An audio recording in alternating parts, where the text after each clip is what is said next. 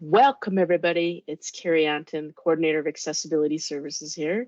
And I'm going to try to enunciate because I can see that the transcripts and the captions really is horrifying with my speaking. So I will slow down and I will continue to do this like Diana does, way, way better.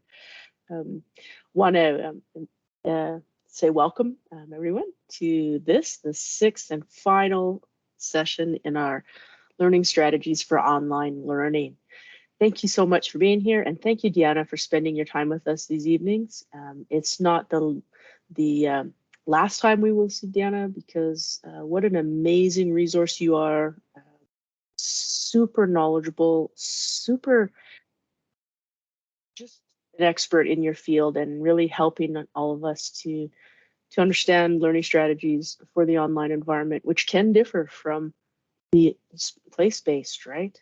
There's a lot of organization, there's a lot of motivation and goal setting, tons of resources and strategies. I have a feeling it is the tip of the iceberg. So I will just make a couple announcements. If you have not been receiving the emails from Athabasca University Accessibility Services, that's the Eventbrite page. It's been telling you that we have a YouTube channel called Accessibility Services AU, and that is where you'll find the previous recordings and also the Dropbox links to the handouts if you need them. So you can always go back and revisit, but we definitely want to stay in touch. If you don't want to receive any more messages from me or about these kinds of sessions, please pop me an email back and say, hey, I don't want to be included on this anymore.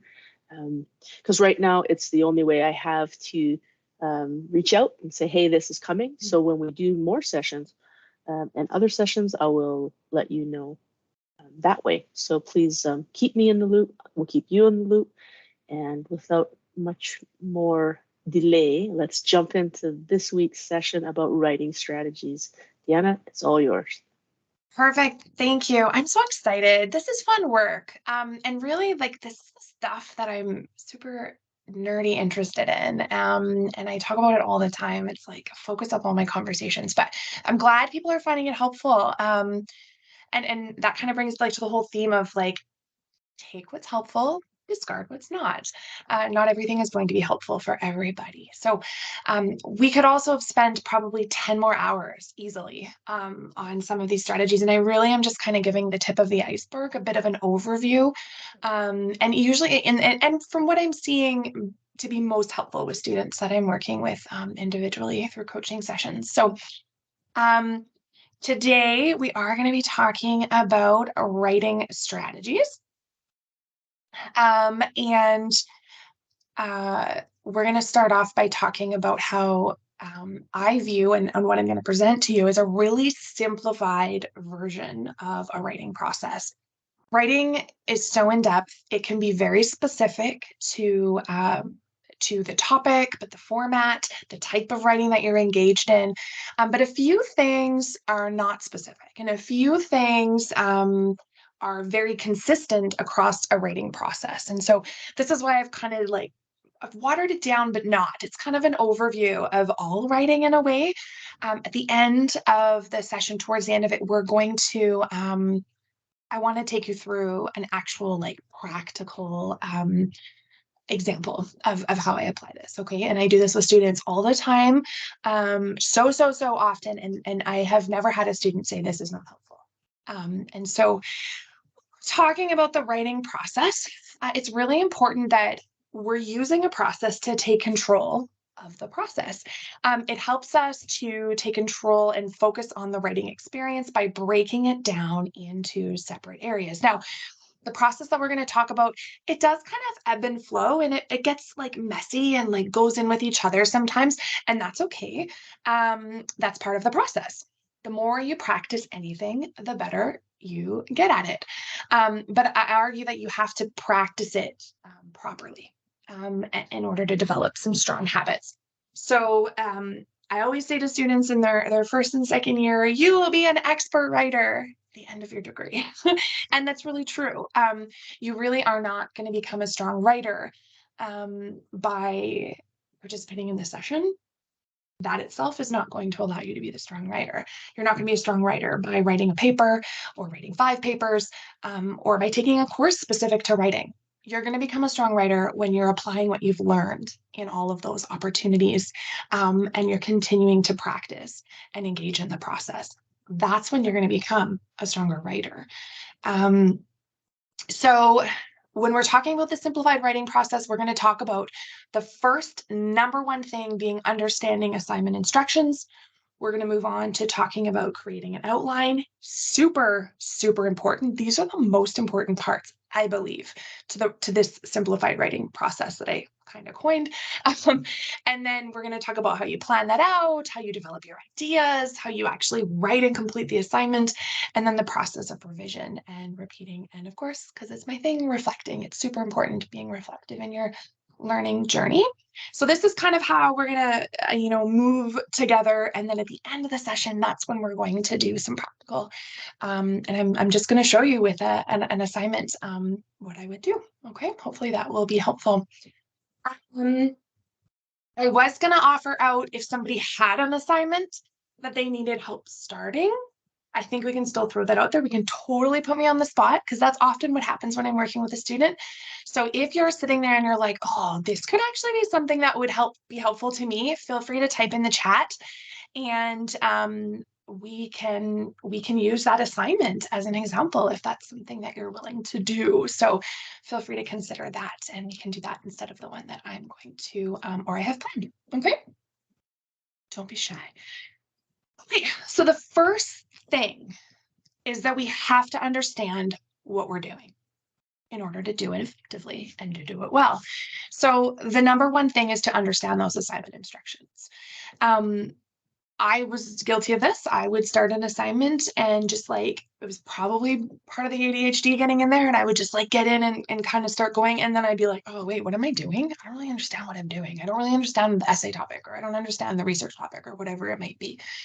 So in order to understand the assignment instructions, the first thing you have to do is familiarize yourself with the course, which we talked about throughout all of these sessions.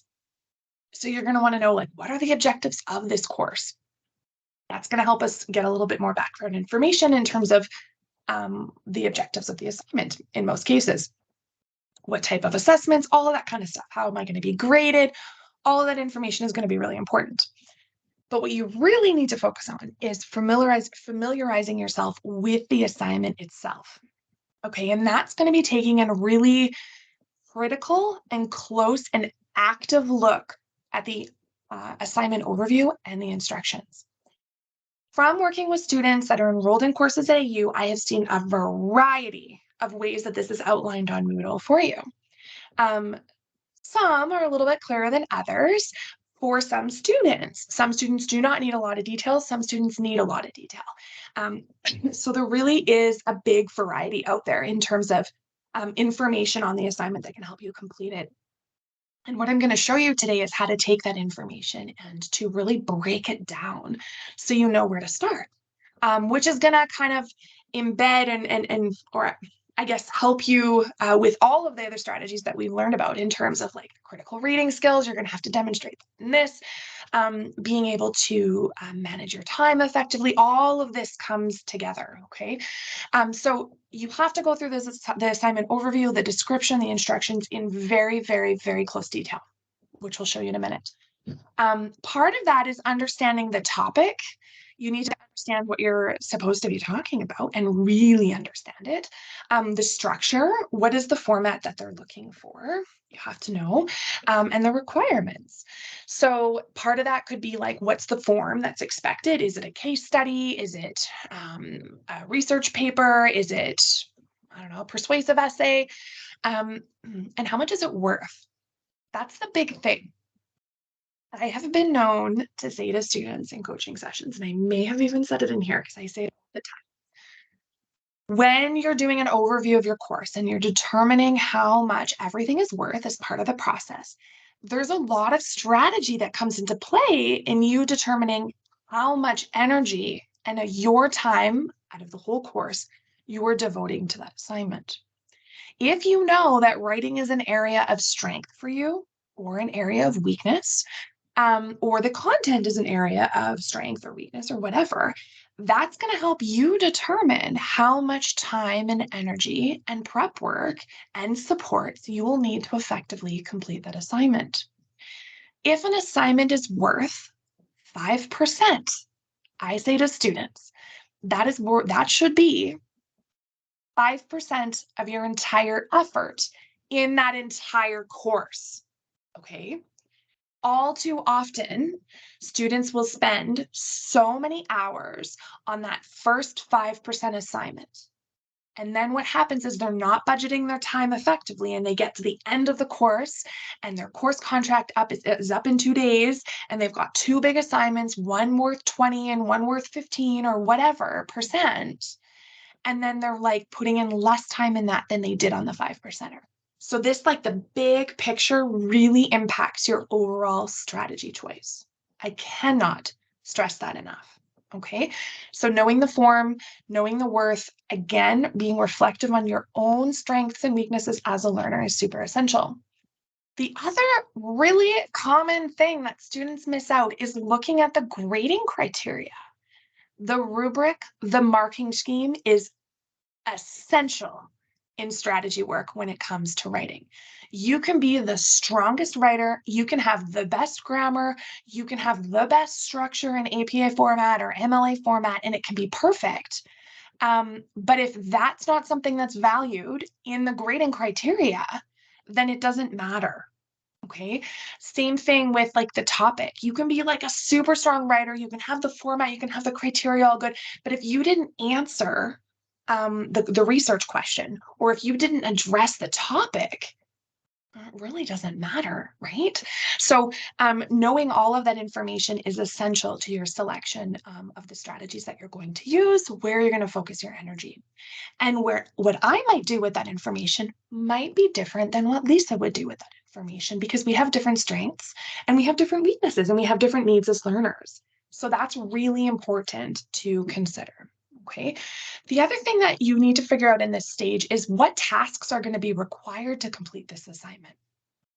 I hear from students all the time that they like wrote a research paper in like 2 days. I'm like, how did you do that? Because there's a lot of little parts that are involved, or large parts that are involved to completing like a research paper or a term paper or whatever it might be. You often need to find additional information, research, sources. You have to then engage in reading, like critical reading of them, extracting information, formulating that information. Like there's so many steps involved. So when we're talking about understanding the assignment instructions or criteria, or the overview, whatever we want to call it, we really need to consider all of that information. Now, you can do that in conjunction with other strategies if you have a big picture strategy for completing the course. For example, when you are completing your term at a glance, if that's something you're choosing to do, then you have kind of a bigger picture at the initial part of the term. So you can be like, okay, this is what I've got going on throughout the term. These are the busier weeks. This is the less busy week. This is when I have my trip to Mexico booked. Like, when are you going to fit this all in? Super essential part of your strategy. You can fit the Mexico trip in. You absolutely can. You just need to plan it out. Which can be tricky. So then from the term at a glance, even like knowing what you're going to do every week, right? Your kind of weekly to-do list, that's really important as well. And when we're looking at the assignment instructions, we're able to figure out what's involved in the assignment. So we shouldn't be looking at those assignment instructions the day before they're due, or even I would argue the week before that assignment is due. That is stressful. I don't know how people do it, but so many students are doing that. Okay. And I know it's survival mode. Absolutely. So if we can just get some proactive stuff in place, it can be really, really helpful. For me, when I was in university, my undergrad years ago, I would come home and then they gave you like a paper handout, right? So the day the prof gave us like the paper of the assignment, the term paper or whatever it is, the assignment description instructions, that night, I would go through it and make sure I understood what I had to do. And I would create an outline, because that's then allowing the assignment to kind of sit and marinate It's allowing me to like slowly start to process. It's allowing it to sit in my brain and allow me to just like slowly kind of pick away at it, right? For me, I get my best ideas when I'm like trying to sleep or driving. And so at starting it ahead of time, though I wasn't sitting down and necessarily like pounding it out, I was able to kind of think about it and kind of keep the ideas flowing. And that's really important. And we'll talk about that in a couple of minutes. Okay, so resources, the due date, when is it due? At AU, you often don't have very firm due dates except for the contract end date, right? But sometimes you do. And if you don't, you need to create that artificial structure that we've been talking about. Create that due date for yourself. And you can even do that for each section of the assignment, which we'll talk about. Okay. I forgot to say at the beginning of today's session, please, if you have any questions, you are welcome to interrupt. I really would want you to do that. Okay. So please type in the chat, raise your hand, interrupt me, whatever you need to do. Okay. Okay. So when you're looking at the assignment instructions, while you're figuring that out, I always recommend to create your outline. And I will show you this today. But when you're creating your outline, I always say, like, next to understanding what you have to do, this is like the most important thing that you need to do. When you're creating your outline, it's like giving your path, it's giving you your direction for completing the assignment. I always say that outlines should be a living document that you can update, you can change as you write, okay? It should be a bit of like a map or a framework for your essay. And so create that when you're clarifying the assignment expectations. And I'll go over that, of course, as I said. So when you're doing that, you want to gather all of the information you need to complete your assignment in one place. Everything you're going to need. Word count, how much it's worth, how many, research sources you need, the format, all of that information is going to be in one document. I'm a Google user. I put it all in one Google Doc, which I'll show you. But if you're a Word user, whatever, do what you need to do. But as long as it's all in one place, so you're not missing information, okay? Then using the assignment criteria, you're going to go ahead and create your sections. You're making yourself a template. This is a scaffold for the writing process. When you create the sections, what you're naturally doing is chunking the assignment into manageable parts. So rather than like being like, oh, I have this whole essay to write, instead you're like, I have like one section of the essay to write. And then from there, you can like break it down into like topic sentences and all that kind of stuff. So creating the outline is going to kind of organically create a scaffold for yourself and a chunking, which is going to help with your time management and your motivation. And it's going to help you not procrastinate as much and feel more confident. And the other thing it does is it keeps you focused. And you have it all in one spot. And so the writing that you have on the paper in the form of the outline, the verbiage that you use is going to serve as a memory aid, but it's also going to serve as like a scaffold to get you thinking and to help you with like that recall. So super, super important. This outline is going to evolve and change as you work through the assignment. It is not uncommon, especially with research papers, for students to think they're going in one direction. But then at the end of the paper, or at the end of creating the outline, they're like, wait a minute, that's not the direction I thought I was going. And so it's not uncommon for you then to kind of go back and revise that information. The really cool thing with the outline is it also serves as a visual, right? And you can kind of see where you're going. All too often, students just start writing.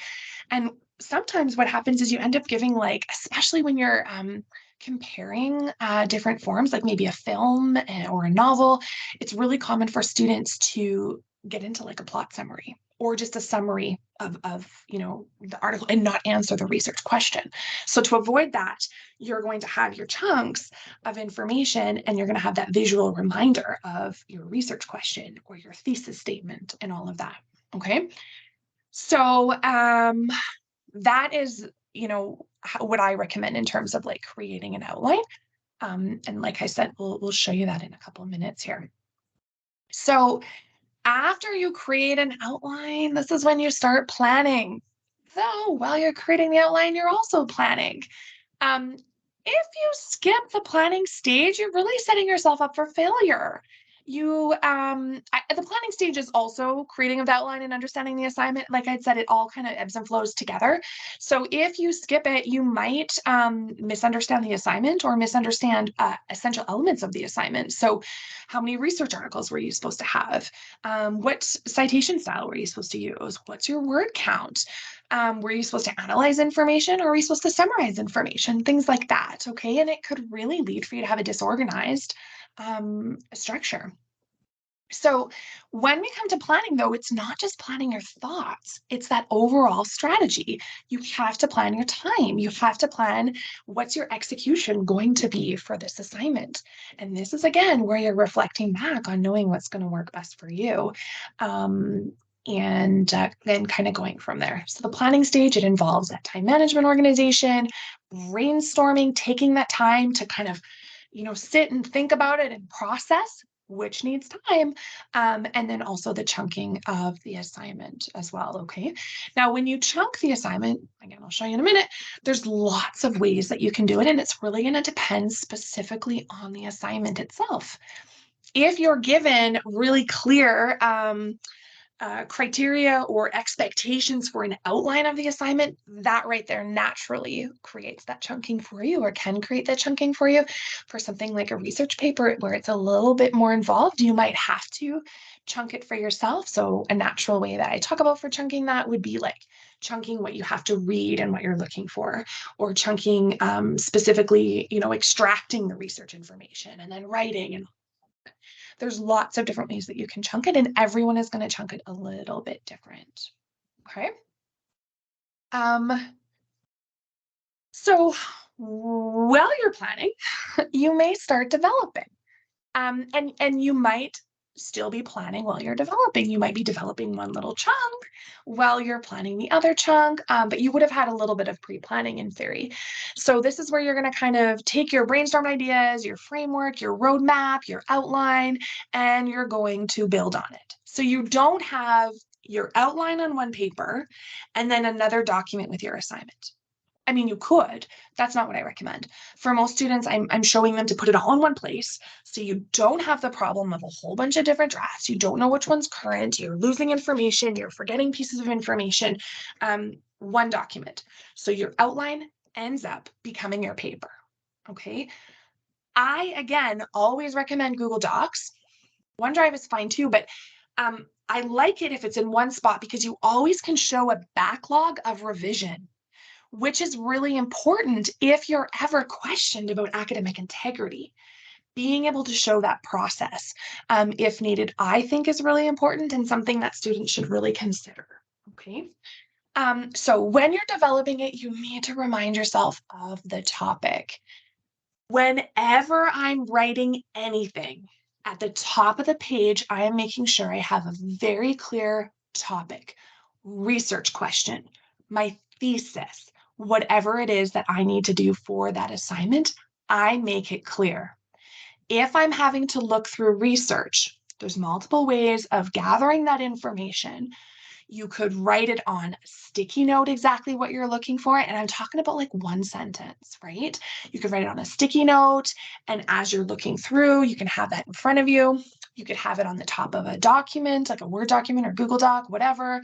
But have it like super clear in front of you, bolded, highlighted, whatever you need, so you know what you're pulling out.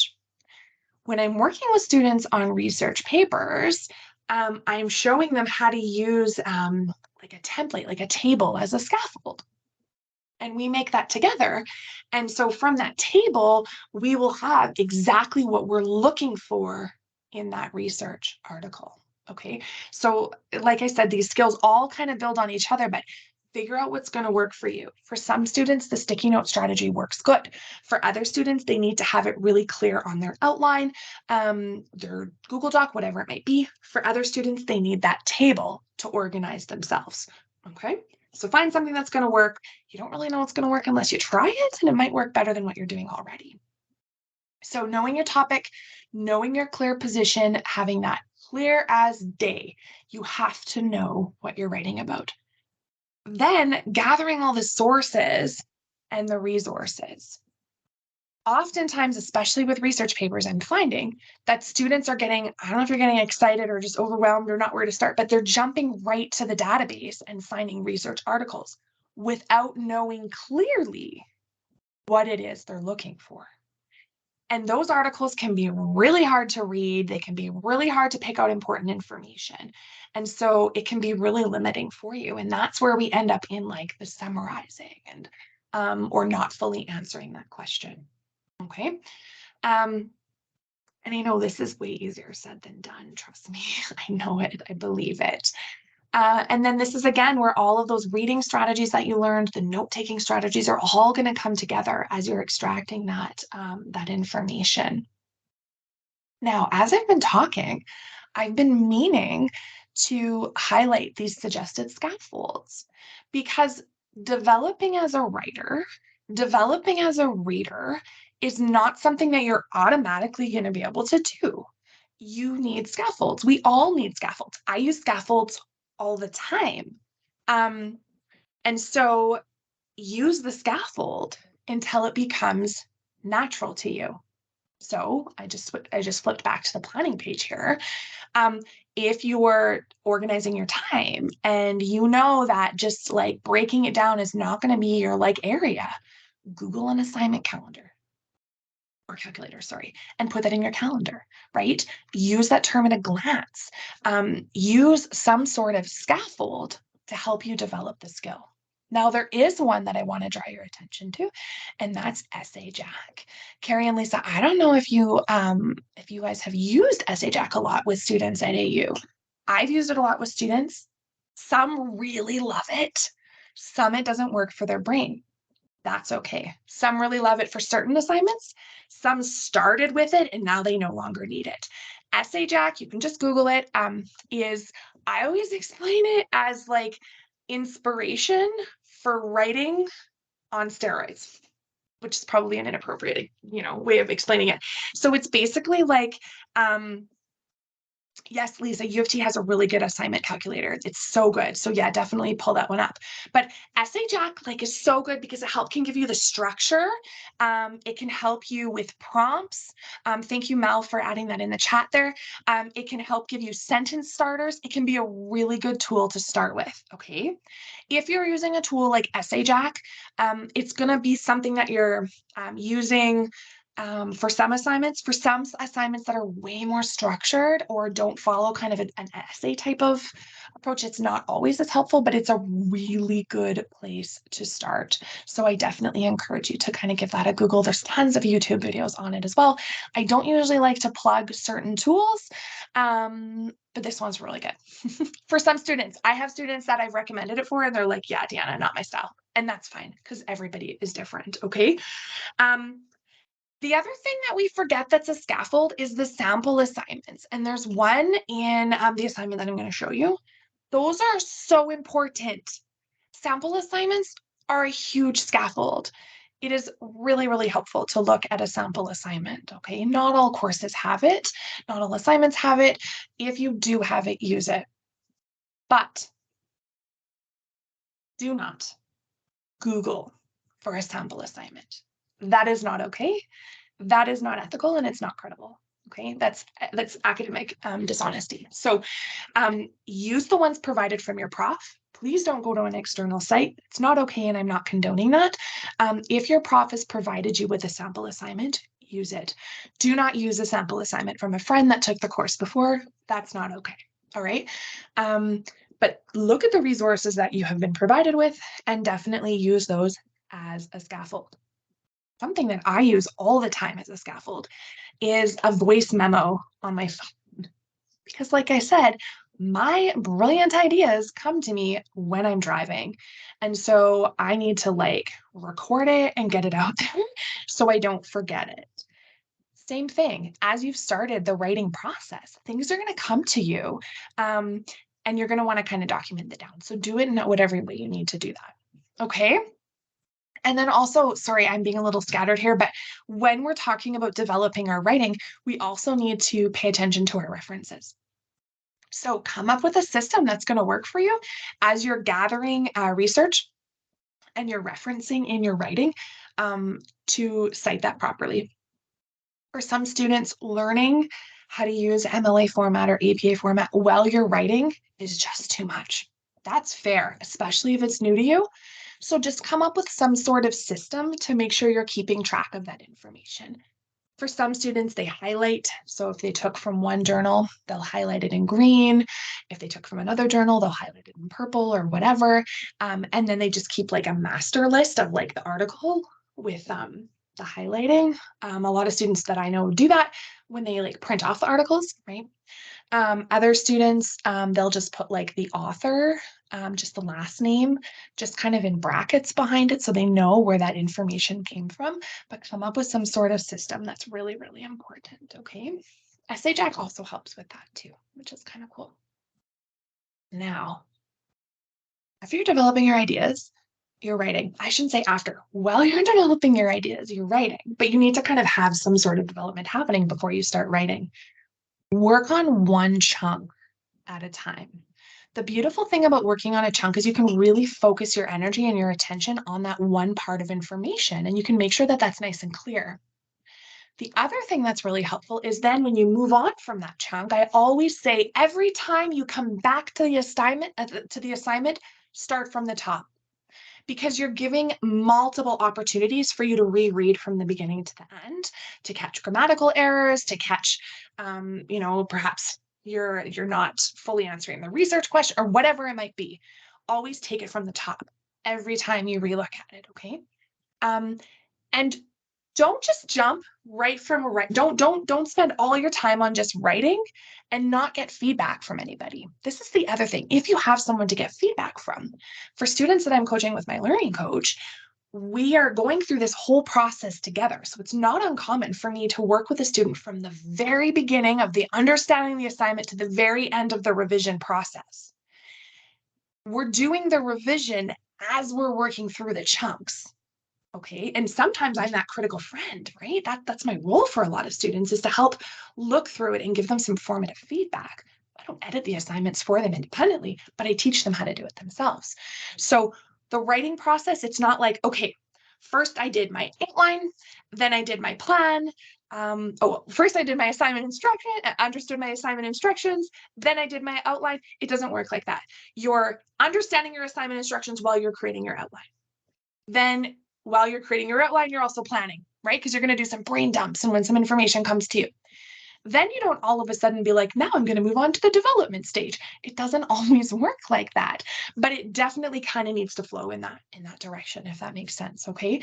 So you're not just sitting down and being like, okay, today I'm just going to write the paper. Not effective, not efficient for your time. But you are going to write a chunk. And then the next time you sit down to write, you're going to have fresh eyes, you're going to have a fresh brain, a fresh perspective. You're going to read from the beginning and start that revision. And then you're going to write your next chunk. And then if you still have the energy that time you're sitting down, you can start again and do some of the revision, or maybe just revise that one chunk you just wrote. But you're always looking at it with a fresh set of eyes. And that's really, really, really helpful. Okay. The other tip I always give is to use the keywords and clues from the assignment description or criteria in your writing. Use that verbiage. Reword that essay question. It's going to help you with structure. It's going to help you with all of that stuff. Okay. Yeah. All right. I'm going to keep moving quickly through this because I really want to show you what I'm meaning. Okay. I think that'll be really helpful. So any questions so far? Feel free to jump in if you do. Okay, so then the revising stage. There's a few things that we're looking for. And you know what? There's more than what I have listed on the screen, but I don't want it to be overwhelming. I always say we're looking for presentation, coherence, grammar, and criteria. Does your writing meet the criteria outlined on the assignment? So always check back. If you followed the outline and the process that I'm going to show you in a minute, it's usually just fine. Okay, if you follow that step. Always checking for grammar. Use Grammarly. I use Grammarly all the time. Any email I send out, it's run through Grammarly. Why not? It's there. It's a form of assistive technology that some people need, but all people I feel could benefit, or most people could benefit, okay? Use a thesaurus. If there's a word you don't understand, figure out another one so you can understand what you're looking at. And then with coherence, like, does what you're talking about make sense? If I always say, look at one paragraph at a time. If that actually one sentence at a time, sometimes we need to break it down. If that sentence does not make sense in isolation, we need to fix it. If that paragraph has a whole bunch of ideas embedded in and it's not clear and you can't say and summarize it in like 1 to 2 sentences, we need to rework it. Okay, and so these are the things that you kind of work through all of these stages. And again, those scaffolds: find a classmate, find a friend, find a tutor, whatever you need to do in order to have some support with that process. And then, as with everything, it's like repeat when you need to, reflect when you need to. If something is not working, it doesn't mean you have to stick with it. You can always go back to that outline and kind of rework where you have information. We see this often in when students are doing research. Maybe they haven't found enough information that they thought would be helpful. And so they have to kind of go back and retweak how they're approaching their assignment, okay? All right. So this is the demo. Are you ready? No one put in the comments that they wanted me to help them with their specific assignment. Last call if you want, because I totally can. But otherwise, I have a very common assignment in a very common course that we're going to look through. So I'm going to close off this, and I'm going to share my screen, and I hope it works. I always get nervous when we are switching it up here. Okay, just a second.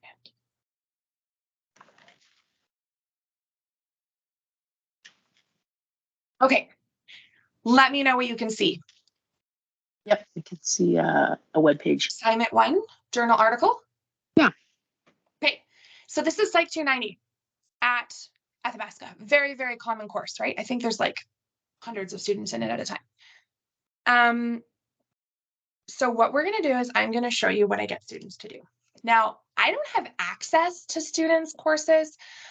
So oftentimes they'll share their screen and I'll kind of walk them through the course. But the first thing that you're doing, of course, is understanding the assignment instructions. You've already familiarized yourself with the course, okay? So I always say to students, take this assignment information, all of it, everything that's on the course page under the assignment, take it and copy and paste it, and then we're going to work from there. Okay. And so that's what we're going to do. And so we're just going to copy and paste. It doesn't copy and paste perfectly at all. And that's okay because we're going to be manipulating it. Now, if I switch, can you guys see my untitled document here? Yes. Okay, perfect. Okay, so I'm going to copy and paste. So this is just a Google Doc right here. And I'm going to copy and paste it. Always remember to name it. So there we go. All right, so it's so simple. What I do is I work through this assignment criteria and I break it down, and this right here becomes my outline. Okay, so I'm just going to model what I would do with a student. I like things to look pretty because it just helps my brain. And so I'm going to show you kind of what I do with that. So assignment 1, journal article critique, due date after you've completed unit 4. So at this point, I would then put in, if I don't already have my term at a glance, I would have put that in, but we already have that done. So I can just take this out, okay? Because we already have that in a separate plan. Does that make sense? Okay, so this is worth 10% of my final grade. So I'm telling the student that I'm working with, we're going to put 10% of our effort for the entire course into this assignment. That's really going to help us kind of plan out what we need to do. Okay, I'm going to get rid of unnecessary words like the credit weight, and I'm just going to have 10% of your final grade. I'm going to take this journal article critique and I'm going to just make it a smaller font because, why not? Expectation, mandatory range between 625 to 700 words, excluding title and reference page. Double spaced, word processed, well, that's obvious because it's an online course, so let's take that out.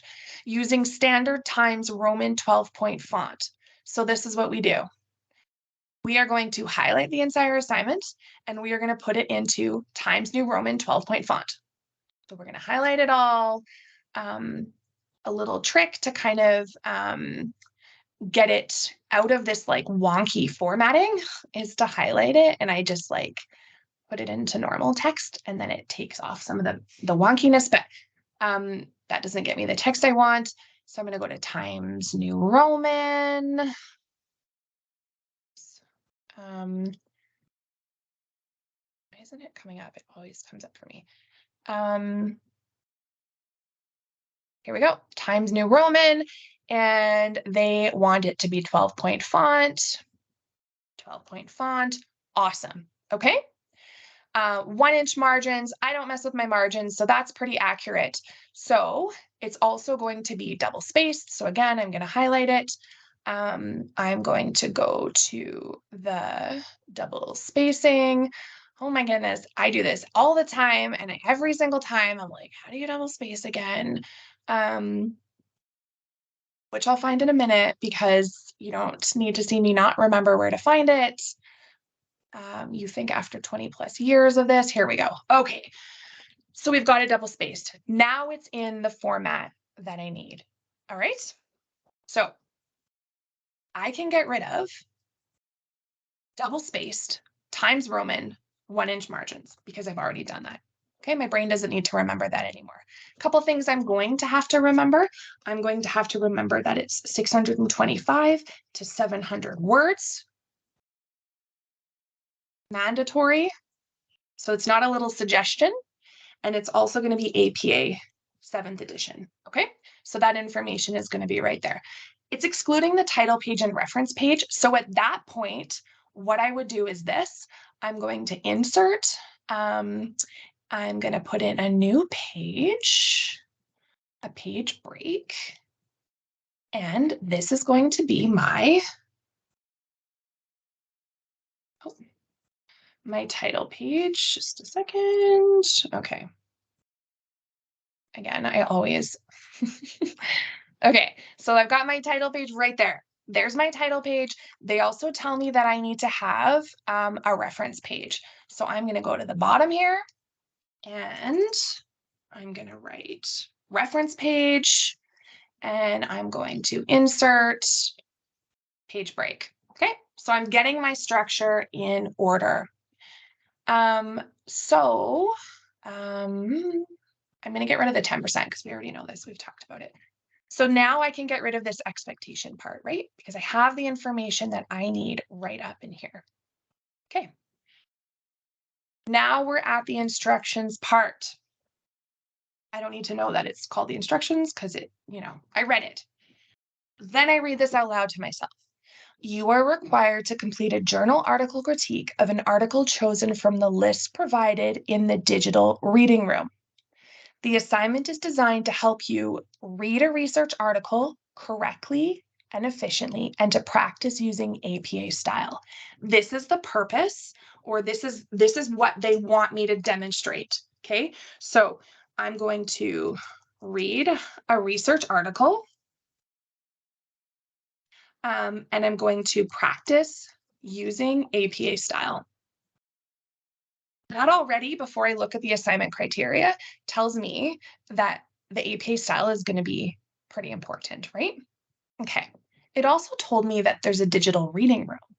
So at this stage, if I don't know where this digital reading room is, I'm going to make sure that I'm going back and I'm finding that digital reading room. And I bet you there's a link to it. There's not a link to it, but if I was designing this course, there would be a link to it. But I know that if I click down here, because I've already surveyed everything, it's going to bring me to the digital reading room. And so these are the articles that I'm able to use for the assignment. Okay. So now I know before I can complete the assignment, I'm going to have to find an article, which is going to require a whole other set of strategies that we could spend another hour talking about in terms of how to read and how to select the most appropriate article. And there's so many different strategies that can come into play with that. Okay, so I know this information, I'm taking it out. Okay, you are required to follow the journal article critique template. Awesome. They're giving me a template. This is great, which includes the headings required, the questions you must address, and formatting instructions. Okay, your report must be in a narrative form. Awesome. So at this stage, before I go any further, I'm going to look for this journal article critique template. So let's go back to the assignment instructions. No link, that's okay. We're not going to critique that, right? That's not the assignment. Let's find that template. So I'm going to scroll down. Oh, assignment resources. Here's APA information. Here's the journal article critique template. So I'm going to open it up. Everyone can see, right? I'm assuming, tell me if you can't. And then now I have my template. So what I would be doing is I would be dividing my screen, and I would be having this template on one side, and then I would be having my Google Doc on the other side of the screen, and I would be completing the template in my actual assignment. All right. And so let me just I want to reshare my whole, just a sec, everyone, bear with me. Okay, I'm going to share my screen, and if it's not working well and people can't see, please just tell me, because I really want to model this. I don't have the best working memory at all. And so for me, I have to have all of the information that I need in front of me. So if you're not working with a dual monitor, I always work with a dual monitor. If you don't have access to one, you can still use, make this work. So can everybody see both things here? We've got the journal article template, and then we've got our assignment, right?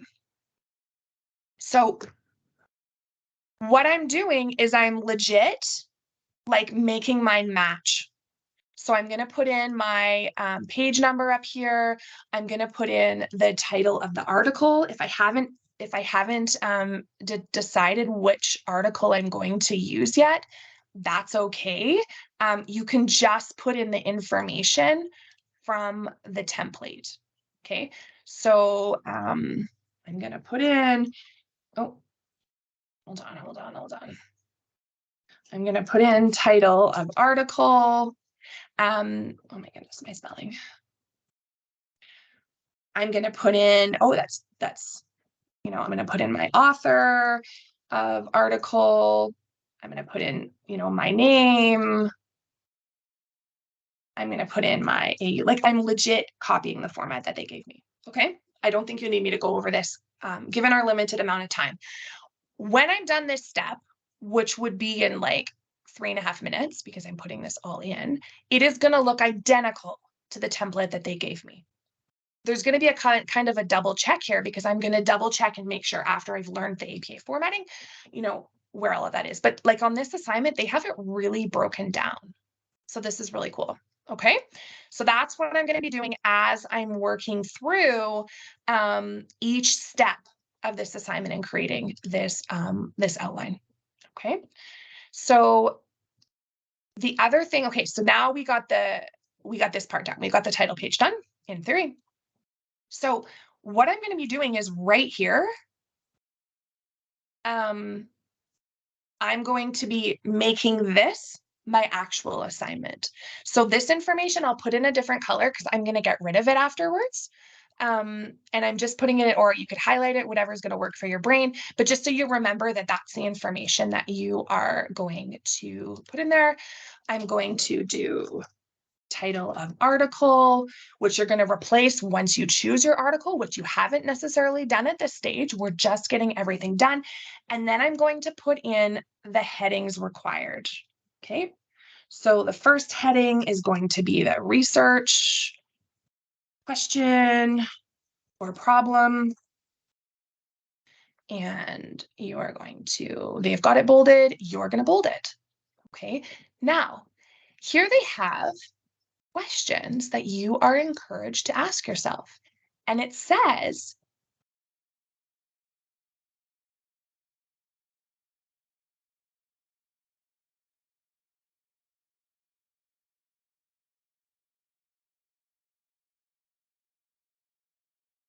or problem, clearly stated. And then whatever they tell me to do, I'm going to put it here, right? So you could, if you wanted, kind of copy and paste it, but I would put it in bullet forms underneath so that you know what you need to replace. If you just want to be sure that you don't get it confused with anything else, you could put it in a different color. And then once you've answered that section, you can delete it. All right. It tells us it must be in narrative form. So that's really important to remember. Okay. So I would go through and I would do all of the sections. And so like the next one is going to be the introduction. And then the same thing, they have questions here. Okay, ask yourself, is there a review of the literature question or problem? So you could take that, you could put it down below, make sure that you are answering all of these questions. So this assignment, I would argue, is nice and scaffolded already for students, but I suspect that students probably don't always follow this as intended. Okay, so yeah, that's definitely what I would do. Is I would go through the whole assignment and get that information in there. And all you're doing is working through the criteria for the assignment in this one document. Okay, I hope you're kind of understanding what I'm meaning with this and that this is helpful. Now, as you work through it, and we're not going to go through all of it, but I mean, look right here, this is information. The critique must be original work, obviously, must not be copied from someone else, obviously, but there's a reason why they say this, right? So please don't just mindfully delete it, reflect on it, make sure you're showing academic integrity. That's so important. I cannot stress it enough. And so it's giving you other information. It's telling you, you cannot rewrite your assignment. So knowing this information is going to be really helpful. They're also telling us, other places that you can go to get more information. So once you go through it, you are going to go through and you're going to delete all of the information that you need to do. Okay. They have the assignment resources here. Use them, especially with the formatting, super helpful. It brings you to this tutorial here with Athabasca, but Google's your friend if you need more support than that. I always say when you're learning citation styles, yes, you can read about it, but find a source with a sample paper. Much like we're using this sample assignment as a scaffold, you can do the same thing with APA formatting, MLA formatting, use it as a scaffold. And the other thing that's really important is always to look at that marking guideline. Use this marking guideline as you are working on your assignment. So sometimes I do this with students, depends on the student that I'm working with. We will use this guideline and we'll kind of grade the assignment together, right? We'll go through and be like, okay, does my title page have all of this information? And then you could even go as far as in your outline for your research question here and introduction. You could even go as far, and in brackets, you could put 5 marks. That's worth 5 marks. Make sure you have enough information there. That's for 5 marks. Okay. And that's 5 marks for the intro and the research question. The next section, which we didn't put in here just because we're just demonstrating, but would be the methodology. And you'll notice from referencing this criteria, which was provided to us as a resource, that it's worth 30 marks. So if it's going to help you, some students, it's super helpful to do this. You are going to have that information there too. So when you're looking at the writing, if the methodology here is worth 30 marks, and the intro and the research question was only worth 5 marks, that tells us super important information about how much information should be in this methodology. Okay. The other trick that you can do if you do not have an assignment outline like we have here is you can look at the marking scheme and you can take the information from it and it can tell you what you need to do. So for example, I'm going to take the marking scheme here for the methodology. I'm going to copy that and I'm going to put it underneath here, this criteria, put in a different color so it doesn't confuse me. And I'm going to make sure that I've put all of these points in this section. And much like I'm deleting information as I'm putting it in this document, I'm also deleting information as I'm addressing it. Does that make sense?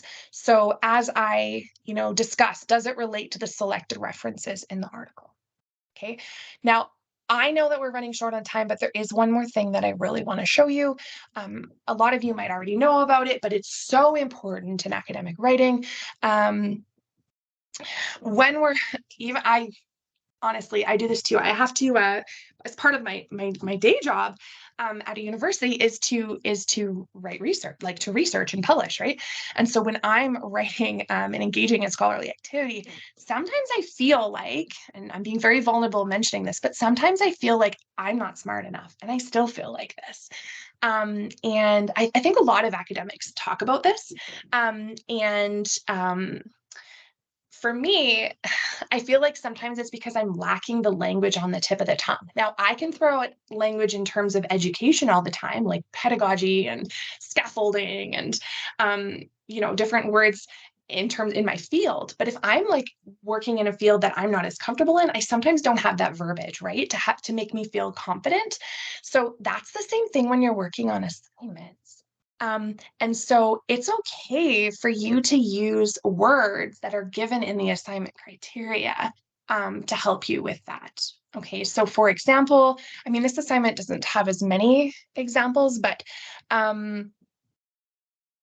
who or what was the population studied in the methodology? Some students, and maybe me, if I might say the participants in the study were, right? Instead, I'm going to encourage you to use the verbiage that's included in the assignment and say the population studied in this article or in this research was, right? And use those words. Here it says what instruments were used to gather data. Well, I might naturally say my natural verbiage might be the tools used to collect information, right? But I'm going to use their words. And it sounds silly, but it makes me feel smarter. It makes me feel more in line with the research or with the content that we're looking at for that subject specifically, if that makes sense. So that's kind of the quick journey with writing. Like I said, we could go on forever. When I'm working with students through this process, I tell you they're different learners once we've worked through it from the beginning to the end.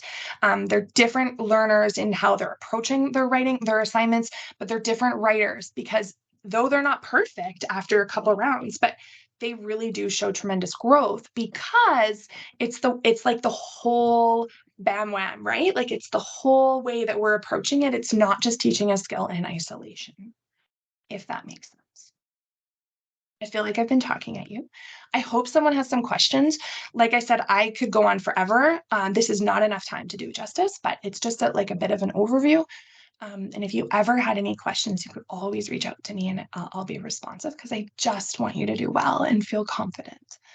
Yeah, so I'll open up the floor here just because I'm being mindful of time. If you have any questions or comments.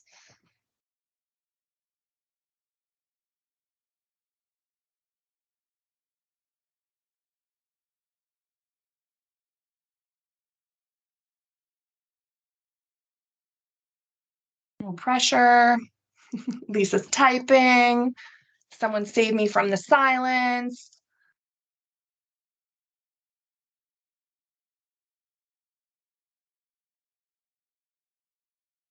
Oh, you thought it was helpful. Thanks, Lisa. Good. Selena, you use that strategy to outline. Good. What do I do different? If you're comfortable saying, Selena said she uses a similar strategy to the outline, but I do things a little bit different. Different is okay. It doesn't mean it's necessarily better. You might be doing something that's super effective for you, right? So keep that in mind as well.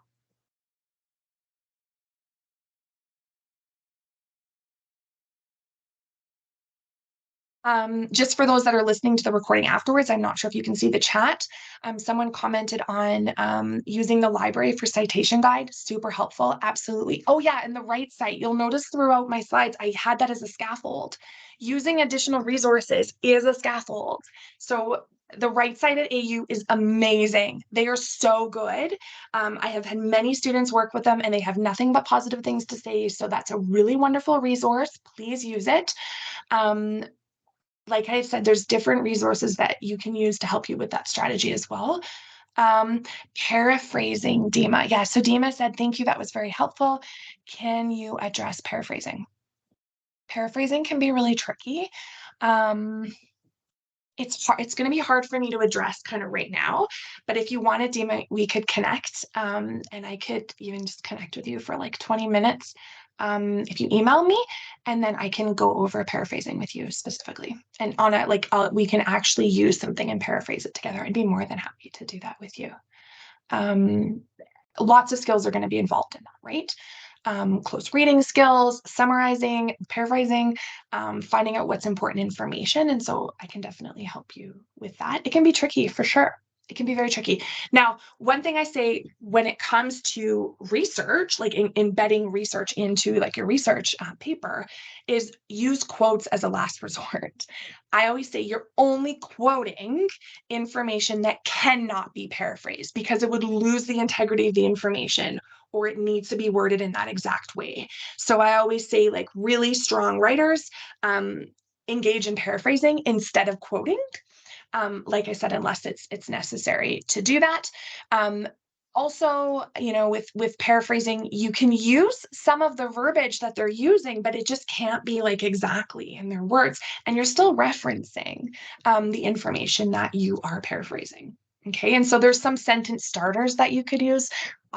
Some of them that naturally come to me, this is off the top of my head, and they're also, Essay Jack is really good at helping you with this, but I always say, according to so-and-so, and then you could like give a little bit of a summary of what they're talking about. Like I'm talking like one sentence, or you could say, you know, as discussed in this information, or if that helps.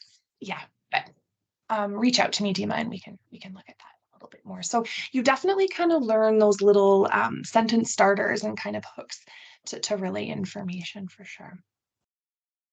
Okay. Wow. Carrie, yes. Well, that was awesome again. And I personally, as a researcher who's had a research partner who's been amazing, who's, been involved in the writing of things. I'm like, writing is such a key piece, but it does take a lot of work and a lot of finesse. And so, yeah, this was very good. Thank you. Yeah, Carrie, I want to say something to that though, because I think I want to demonstrate to everybody that learning is really continuing. So for me, like I had said, I engage in scholarly activity. Still, I feel like I need a scaffold for that. So right now I'm looking at a bigger project in some of the work that I'm doing, and I don't know where to start. And I feel like for me to tackle it on my own without a mentor is going to be really difficult. So knowing that about myself as a learner, knowing what my end goal is, what I'm doing right now before I start is I'm getting the resources I need. I'm finding that mentor that can be that scaffold for me to conduct what I want to conduct. I'm looking at enrolling in a specific course to give me the background information in terms of conducting that research project. So there are things that I use in my life too. I still need to scaffold my learning process. Whereas some people would be like, that's too daunting, I can't do it. And that might have been me 10 years ago. But now I'm like, I can do it. I just need the right tools and the right scaffold. And so, Carrie, it just made me think of, when you said like in your work, like for me, I've learned so much from the people that I've worked with and that I've published with. So much.